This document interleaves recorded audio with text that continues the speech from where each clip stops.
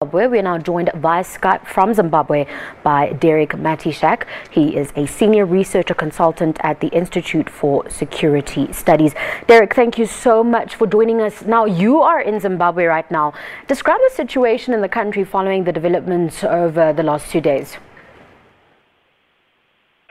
Well, on the streets, it's all very calm.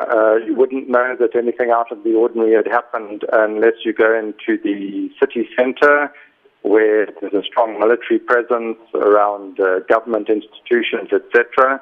But otherwise, everybody's going about their business as usual.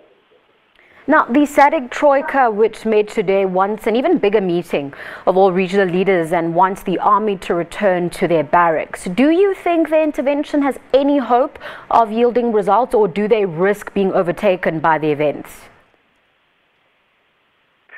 No, I don't think there's much that SADC can do at the moment. And I thought the statements that have been coming out of SADC have been rather weak.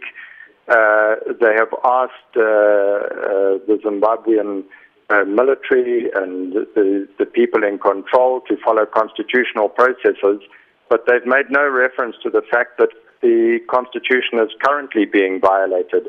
And this suggests that they don't intend to intervene robustly, and are hoping that current interventions are going to yield some sort of result and return to constitutional process.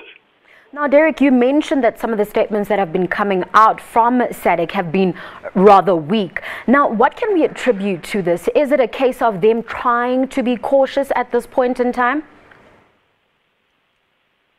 Well, I think the military have gone about this in a manner especially to try and avoid any kind of strong action from SADC. The military is insisting that what is happening in Zimbabwe is not a coup. They point to the fact that Mugabe is still in office. They still refer to him as the commander-in-chief. And they said all they are doing is fishing out, is the term they use, criminal elements that are destabilizing the ZANU-PF party, and therefore they say destabilizing the country. And they say once that mission is complete, they will return to barracks. The problem with that, of course, is what they wish to do is to see Mugabe step down from office. And Mugabe, by all reports, is refusing to move.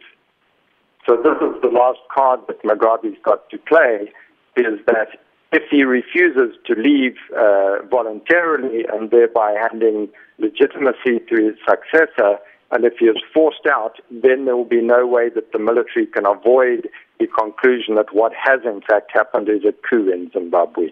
And then SADC and the AU will need to act more robustly.